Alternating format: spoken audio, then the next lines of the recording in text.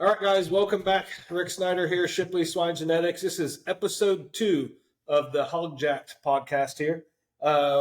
Just got finished off recording episode 1, so we decided to stay in place and do episode 2. So if you see us wearing all the same shirts and hats and everything, we decided we had so much fun, we might as well keep going to do another episode. So episode 2, we're going to touch on breeding sows. So a lot of different topics we're going to kind of work through is some sow health, feed quality, vaccination programs, finding your sows in heat, how to find your sows in heat, knowing when they're coming in heat, knowing when to order your semen compared to maybe when your sow, has been in heat. And then we'll touch on some semen stuff too, because it does take a good quality semen to get your sows bred and get put in at the right time. So first and foremost, I guess, is having a healthy sow with a quality feed. So let's talk about why is it important to have sow health as kind of one of your top priorities as far as quality feed and vaccinations and stuff like that. Whoever wants to jump in on that can get started. I can talk feed. Yeah. Okay, Jim, tell us about the feed then, the quality of feed, and Sure. And especially the corn quality is, year to year, you guys are testing a lot of corn there at Combach Feed, and you're finding a lot of stuff, good, bad, or indifferent in the corn from year to year based on moisture and mold and a lot of stuff like that. Weather has a lot to do with it.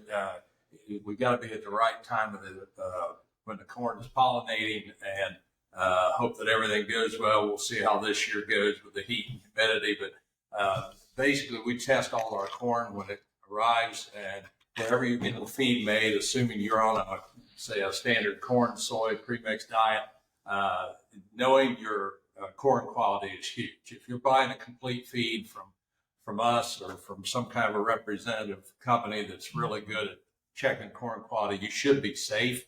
The biggest factors I always look at is two problems in particular is vomitoxin. You'll know if you got vomitoxin, your pigs will refuse to eat. The other one that's very critical, since we're talking about breeding animals, is zearalenone. Vomitoxin is relatively easy to detect in a corn sample. Zearalenone is much harder. In our sow premix and the one that they use here at Shipley, we keep a product called Adaflow in it at all times. But these guys also add another one of our products called Abolish to try to guard against zearalenone because it's much harder to detect in a bin of corn, a wagon of corn, whatever. Signs that you've got a problem with that, you'll see vulvas that are swollen continuously and you'll think sows are in heat. They will eat the feed. But if you start seeing that, or you're having trouble getting sows bred and they just look like they're in heat all the time, you better get a corn check and have it checked. It may come back clean in one sample and positive in another. The best thing to do is just try to get it checked and always use some kind of a mold inhibitor in there. Yeah, Aaron, he makes all of our feed, so I know he's got a couple bags of that Abolish sitting there at all times, and Yes. Putting it in everything. And the other thing about Aaron, him and his family, they grow a lot of crops at home and corn and beans and stuff like that mainly. So Aaron does see a lot of that. I don't know if you want to touch on that a little bit, what you're seeing in your own, farm at home when you're, harvesting your corn every year. Yeah, every year when we get done, get it in the bin, we get samples sent in to check to see what we got, what kind of quality of grain we have. If it's a bad one, you're going to be looking somewhere else to get some. If it's bad enough. If it's bad enough. Aaron's usually the first person I ask if I have a question of how the corn's looking this year and how's your corn been, because Aaron living very close to where the farm's at. If Aaron's, going to have whatever corn, it's going to be very similar to the corn we're, seeing that we're putting in our feed too. So taking his opinion on how the corn has been. And of course, once we send in and see what the actual numbers say, it's very important. Corn is number one ingredient in a bag of feed by quite a bit. If you're grinding a 4,000 pound batch of feed, how many pounds of corn are you putting in? 3,000? Oh, yeah. So 75% of a batch of feed's corn, on average, give or take. And I'm checking that bin throughout the year. It's just not put it in there and leave it there. You got to keep checking it as you go because, different ventilation corn you get in. You can get some wetter corn, it'll heat on you in the bin, and you just got to keep your eye on it. Mm-hmm. We know we've seen it from year to year, especially when you're getting last year's corn is getting about a year old, and sometimes you are feeling a little bit of heat in that feed, and you got to be a little more careful Not that we're not careful anyway, but that you got to be a little more careful. So from a feed aspect, keeping a quality feed, keeping the mold, in check as much as possible, the different vomitoxins and different things in check as much as possible. Supremely important. Mitch, you see a lot of this stuff with the vaccinations, and you handle a lot of that with the lepto and the parvo and stuff like that. So tell a lot of people, they get home and they just have a couple sows in their backyard, and a lot of times we'll ask them, well, tell me about your vaccination program. And they kind of go quiet because they don't have one. So tell us, why is it important to have a good quality vaccination program when you're got 1 sow, 10 sows, or 100 sows, or 1,000 sows? Yeah, I mean, parvo lepto is kind of the big thing you need to vaccinate for. Around here, I mean, we'll vaccinate gilts at least twice before we farrow them, or before we breed them, I'm sorry. We vaccinate with Parvo Shield L5E. We also use Ferrosure Gold B. So we actually kind of double vaccinate for Parvo Lepto. We use 2 different products at the same time. We also use a killed PRRS and then an erysipelas shot. We'll vaccinate those gilts kind of when we bring them out of the finisher. We'll move them to a cargill or a building, and we'll kind of start hand feeding them.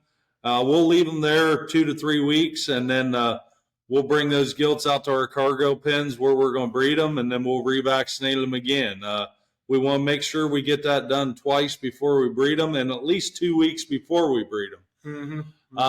Now sows, I mean, we'll vaccinate them kind of out of the farrowing house after they've weaned their litters. And then another thing we do is about every 60 days, we'll go through and shoot with a Ferrosure Gold B again. We kind of keep everything vaccinated to the hilt. These vaccines, they're just not quite as potent as they was years ago. You always want to keep your vaccine titer higher than your disease titer. Very good advice. And some of the best ways you can check that is simple blood test.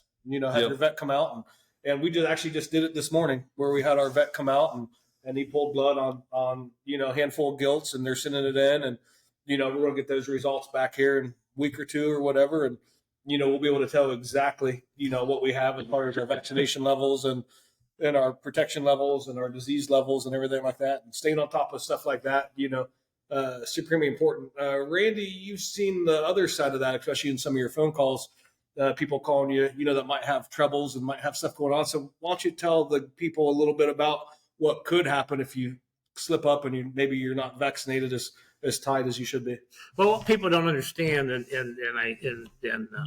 I think they're surprised when I tell them, but what they don't understand is all the wildlife. If you've got mice, if you've got rats, if you've got coyotes, if you've got coons, if you've got wildlife in your area, they all carry lepto and parvo.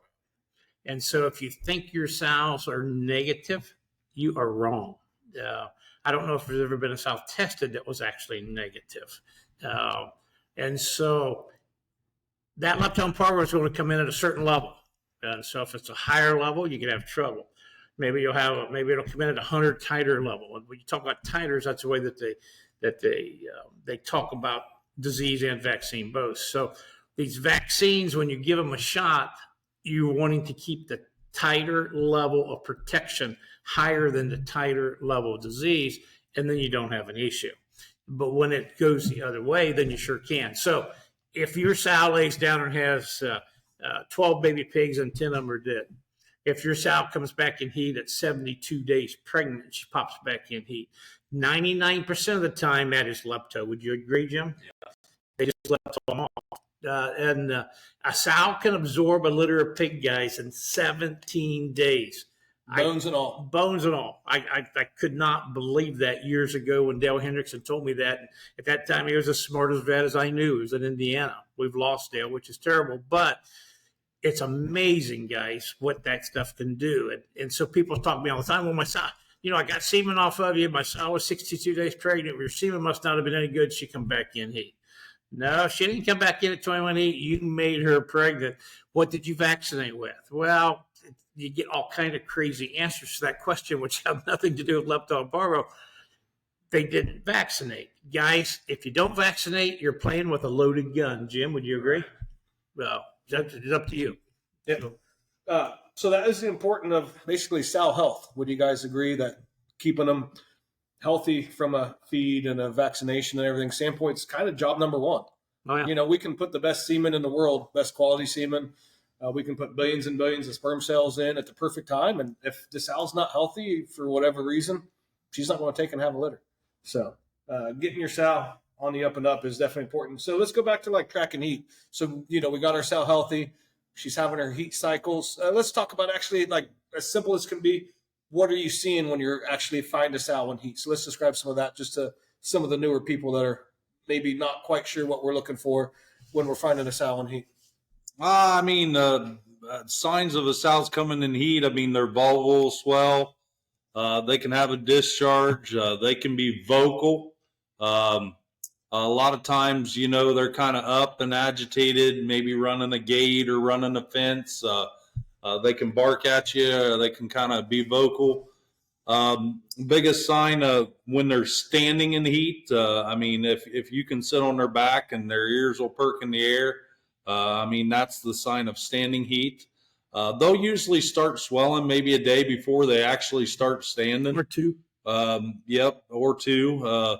And then, like I say, I mean, once you find them in standing heat, they'll usually cycle about every 21 days. I mean, some will go 18, 19, but most of them are pretty close to that 21-day mark. Yeah. So finding out when your sow is going to be in heat compared to ordering your semen's pretty darn important. Because, you know, the semen does have a shelf life. You know, we advertise 7 to 10 days. Sometimes, you know, we do see it last a little bit longer. But the fact of the matter is you got to get your semen on time, delivered to your house and into your sow at the right time. So knowing when to order your semen compared to when your sow's in heat, you know, Got value. it's got a lot of value. Yep. So kind of what we do here, we got kind of a calendar type book where, you know, we either find our sows in heat and we breed them and we write them down, you know, that we bred them that day, or, you know, we had a sow that maybe timing wise, we didn't want to breed just yet. We want to give her another cycle or whatever, and we're going to breed her next time. You know, for us having a semen on hand, it's, you know, a little bit simpler for us, but for you guys where you have to call us, you know, a day ahead of time, you know, get the semen there and get in your hands is a little more important. So some of the tools that we can use if, you know, we want a little bit of help getting our sows in heat, let's talk about PG 600. PG 600 is a good product. Very good product. Yeah, PG 600 has been around for several years. It's become a little more difficult to acquire recently. Randy has done a good job being able to source it. If you are a customer of Shipley's and you are in need of it, if he has it and can spare it, he will sell it to you. This does not require VFD or anything like that. So you don't have to worry about getting your vet involved. The value of this is, let's say that you've raised a pen of gilts, whether you've been taking them and showing them or you just raised them at home. They get to be 6.5, 7 months old and you haven't seen them cycle. We need to get them started cycling. Sometimes our old methods of just loading them up on a truck and haul them around, bring them home and bring them in heat. But if they don't start coming in heat at the time you need them to be in, well ahead of time, you need to give them a shot of PG 600. Then do as Rick said, mark it down. Every 3 weeks, they should cycle on their own. If these are gilts that were show gilts and you've had them on matrix, I'm going to let Randy talk a little bit about that. But otherwise, PG 600 can be valuable for you. If this is a sow that you've weaned and she's not back in heat within A week, 5, 7 days, you might need to give her a shot. A lot of times coming out of a hot, dry summer like we had last year, and this year may be much the same, you may need some of this, especially if you're trying to breed for November, December pigs. Generally, by the time we get into the fall and we get into new corn and it's got a higher estrogen level than what older corn does, and we start getting cool nights, they tend to cycle on their own. But otherwise, PG 600 can be valuable. No, it can be. You know, hot weather breeding is challenging. Then as guys are wanting to breed a little earlier now, they're breeding in July, they're breeding in August, they're breeding in September or early September. it's 100 degrees out. Right. It's 100 degrees. Sows don't like it outside. I don't like it outside when it's 100 degrees on. Like, I do not like when it's 100 degrees outside. Mitch does good at 100 degrees. Yeah. But PG 600's got a lot of value. So all PG 600 is, guys, is estrogen. It's very, very, very safe to use. Sows make their own estrogen. But when it's hot outside, they just don't make as much. So you weaned your sow in March, and she did a great job, but you didn't want to breed her back. You've left her open all summer. And she cycled in April, she cycled in May, but you didn't pay attention in June and July. Probably she didn't cycle. Sows will cycle 2, 3, 4 times, won't they, Mitch? And then they'll quit. They'll just quit cycling. You're not breeding them, they quit cycling. And so you've got to do something in the fall to get them started. And PG600 is a very, very good tool. What Jim had mentioned about Matrix, and guys, Matrix is a very good product. And I'm not a veterinarian. I don't claim to be. I didn't make Matrix. I don't want any of those claims. What I'm going to tell you is one of the biggest questions we get asked in the office. Well, guys, I'm putting my pigs on Matrix. I put them on August 1st. I left them on for 17 days. I took them off, ordered their semen. They never come in heat. Well, guess what? They're not going to, guys. Matrix is designed for one purpose and one purpose only, and that is to stop your gilt or sow from having a heat cycle while she's on Matrix. When you take her off of Matrix, if she had been cycling like hell before, she's going to be right back in heat. If she wasn't cycling before, she's not coming in heat. Matrix is not going to do a damn thing to help get your sow bred without PG600.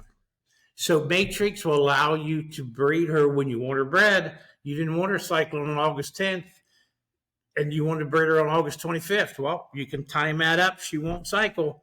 But then when you take them off Matrix, hit them with something that's going to bring them in heat. PG600 is our best tool. So the move to be made here then with all the guys that are using Matrix is you're going to feed Matrix for your 14, your 17 days, whatever it is. Mm-hmm. And you're going to hit them with PG600 on that last day. Because we do need to get those estrogen levels bumped back up that we kind of dwindled down by using the Matrix. So one thing to keep in mind, if you use a Matrix, it's not foolproof. Right. And honestly, the PG600 isn't foolproof either. It says right on the bottle it's 92%. It's great. It works awesome. Yeah. It does have a high percentage, but it's not perfect either. No. But it's just the best way. It is a good tool. In our opinion, it's the number one tool, we use. So, getting a healthy sow, getting her in heat at the right time, that's only half the battle. That's just 50% of getting the job done. So the other 50% is going to come from getting a semen, getting it delivered. That's kind of where we come into play. We can only do so much on the sow end of things, but, we can do a lot on the semen quality of things. One thing we kind of always prided ourselves on for lots and lots and lots of years is semen quality. Every batch of semen, every boar sample that we bring in, we look at it at the microscope. We kind of judge it. We rate it. If we don't think it's good enough, we're not going to send it out, guys. If we send you a dose of semen, it's going to be a quality dose of semen, and you can count on that for sure. We microscope it. We check it from time to time after the point of even, collected it on day one. Lots of times we'll check it on day 3, 4, 5, 7, whatever, just to see how it's holding up. But every dose of semen that we send out has been microscoped at the time it was collected. And, a lot of times I'm the one in the lab doing the microscope and extending, and the guys over here, Mitch and Aaron and whoever else, they're the ones collecting the boars. So, it's really important to start off with a quality semen. Mitch, if you're out there breeding sows, or Aaron or whoever, and, the semen quality is just not there, we're not going to get. Yeah, we're using the same semen we're shipping you guys. So if our sows are coming back in heat, that's not good for us. So we don't want our sows coming back in heat. So, that's the same semen that we're shipping you guys. So we don't want your sows coming back in heat either. No, that's never is a plain way to put it, I guess. Yeah. So to us, basically, what it boils down to it is semen quality is really, really important all the way around the board, because we're using the exact same semen that we're sending you guys. And a lot of times, we do kind of get in an argument a little bit. We might have 10 doses of semen sold on a certain board, and we might have 3 or 4 sows that we want to breed to that same board. And sometimes, it does get a little bit hairy, because it is exactly the same semen that we send you guys. So to get on the semen side of things, we do have a couple options of ways to buy. When you call us up, Randy, I'll let you talk about the differences here. We've been selling commercial terminal semen for lots and lots and lots of years, commercial production semen for lots of years. Within the last couple of years, we started to do what we call like kind of our boar with name or breed specific semen, where, in my opinion, that might be one of the best deals you're going to find at any boar stud, where, you can call us up and say, hey, I'm not real particular. I just want some Berkshire semen, something pretty good, and we can sell it to you at a pretty good value with the name on the bottle. You can still register your litter. So tell everyone the difference that you see between a terminal boar, production boar, and then buying the breed with name semen. Well, guys, we started. We'll start at the bottom. It's my goal to deal with everybody. I want to deal with as many commercial guys as I can. I want to deal with show pick people if I can. I want to deal with breeders if we can. We want to try to cover all the bases, and I think we need to. So on the commercial side of things, we've got terminal and production semen. The word terminal means that those hogs are not going to keep any daughters. Those hogs are going to go straight to market. That stuff runs from $14.50 to $9.50, doesn't it? Something like that, yeah. According to volume. You can buy it at a good deal. Yep. Production semen. You're not going to know what boars you're using. You can tell us what breed you want. We're going to send that to you from $19.50 to $14.50, according to how many doses you get at a time. You do get a volume discount when you buy the commercial semen. Exactly. And those boars are going to be good for you to keep daughters out of. We promote, when talking to commercial guys that are interested in that, we promote the production semen more so than the terminal, because, guys, anytime you're working with production hogs, they're a little softer made. Maybe they don't have as big of butts. Maybe they don't have as big of tops. But they've got really good feet and legs. They've got really big rib, and they're going to grow good. And then those hogs are going to cut a higher quality meat than what some of those terminal boars will do. And so we promote the production quite a bit for the guys that don't want to know what you're using. The value of this boar with name. And a lot of guys want to use name semen and good boars or high price semen, whatever, in the fall of the year. Then when they're breeding back in the spring, well, we might keep a gilt or two. We just want to have a litter of pigs. Yeah, we just want to keep her pregnant. And like we kind of talked about earlier, keeping those sows in rotation. No, it's got value. We did kind of touch on that a little bit ago. Having those summer litters is pretty important. Yep. Oh, number one, just keep your sow skinny and wearing work clothes. Yeah, so you don't always need to get the most expensive, Right. So anyhow, in the spring of the year, when guys are calling in, they're saying, well, just send me some Yorkshire semen or some Duroc semen or whatever. Well, then they get this really, really, really, really good litter of pigs. And they call back and they say, hey, we're willing to pay the difference between what you charged us and whatever this boar's out of. Just tell us what boar we used. Guys, we don't know. This is production and terminal semen. We don't keep track of that stuff. And so we come up with this idea of boar with name. So we've got you can call and order whatever breed you want with a name on the bottle at $25 a dose or at $50 a dose, if you're not particular on which one you use, and then you know exactly which boar you are using. The $50 doses would be out of some of the higher price boars. The $25 would be out of some of the little cheaper price boars in our book or on the webpage. And so that's become a very big thing for us, and people like that because they know what boar they're using. So if you're going to keep daughters, that you find that's a really good daughter you want to keep this ferret in the summertime, and guess we need to add her, or if you need to know what she's out of. And then the way we price semen around here, if you look at our book, we've got semen price from $250 whatever and down, and some of these boars, guys, we get a lot of money in. And so we have to charge a little more. We kind of get recouping our money. The next year, you'll normally notice those boars go down in price, get back down to where they're a little more acceptable and easier to pay for. Also, guys, when we're talking about semen, it's been many, many years ago, but actually I'm the guy in this country that started the guaranteed semen.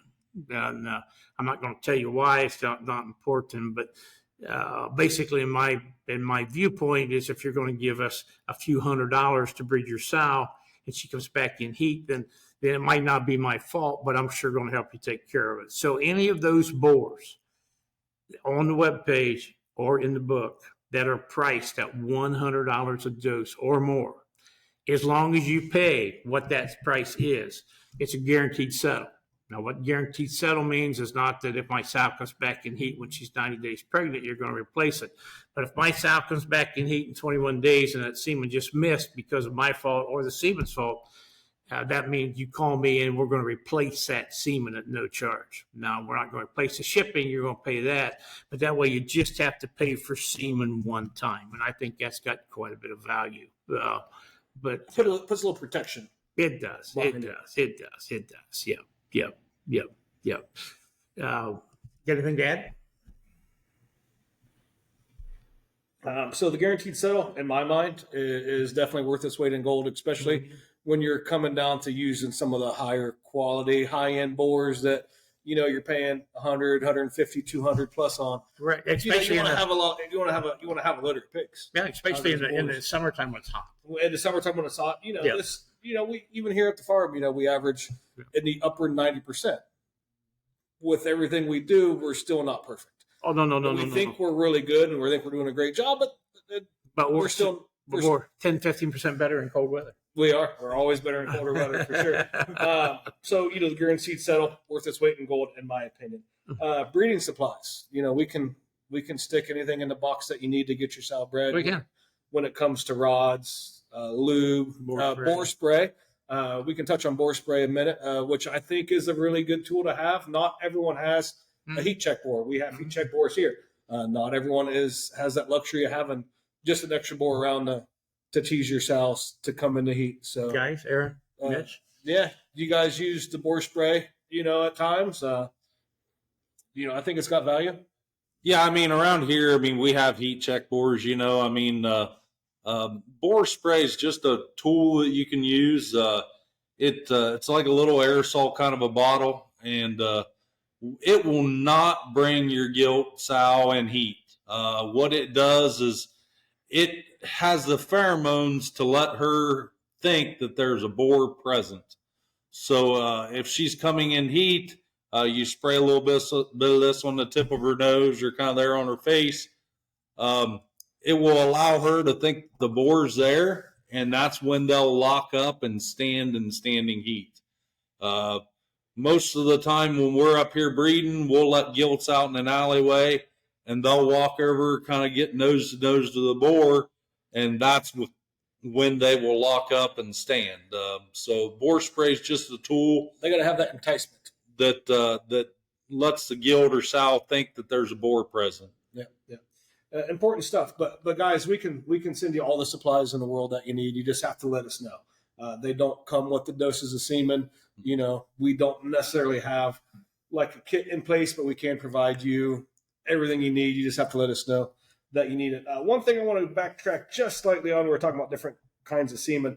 We do offer overrun semen, every collection, and we do offer the specials, special price semen every collection. And that's something we a little bit new that we started doing. Yep. And actually, I think, I don't know, it was either Rick or Josie come up with the idea. It was actually my wife, Josie. I cannot take the credit for that one. Come up with an idea of putting boars on spatial every collection day. So we'll put a handful of boars on spatial for either $25 or $50. Once in a while, we'll put one on spatial for $100. She posts that on Facebook and Instagram. And I don't know, she sends it to lots of people. The email list too, guys. We do have an email list if you want to keep up to date on that too. You can always subscribe to our email list. Yep. So just an easy way to get some boars at better prices if you want to try some stuff out. And within the overrun, Rick, guys, if you don't want the guaranteed settle, you call and you say, I want to buy this boar, but he's $200 a dose. I don't want to pay that. I don't want the guaranteed settle. Then we'll take off 35%. Mm-hmm. And you can pre-order that a month ahead of time, 2 months ahead of time, or you can call the day of. If you don't want the guaranteed settle on some of these boards, it's 35% off. Yeah, that's something that a lot of people don't know is you can get that overrun price anytime you want it. Yep. The only thing is you are giving up the guaranteed settle. Right. So that is the choice. And we do stick strictly to that. We do. We do stick to that. So guys, that's the ins and outs, as basic as we can put it when it comes to getting your sows bred. We do sell a lot of semen throughout the year, and we're collecting boars every week of the year, a couple times a week, and that's our job, is to get the semen to you and help you to get your sows bred. So with that being said, that kind of gives the basic overview on getting your sows bred at home, getting your gilts bred at home. Like I said, we're always here for questions. Give us a call if you're not sure. If there's something that your sow's doing that you think is a little bit funny that you don't really get, feel free to reach out. We get a lot of phone calls every day that people are, trying to get their sows bred and they're just not sure. That's something that we've been doing a lot of years and that we're very, very comfortable dealing with. That's going to wrap us up here for episode 2. Like I said, give us a like, share, follow, tell your friends about us. We're going to be posting these videos week to week. We're going to be getting different topics in mind. So if you got something you want to see us talk about, let us know. We'll be happy to touch base. Anyone else? Closing thoughts? Guys, thanks for tuning in. Thank you. All righty. Thank you, guys.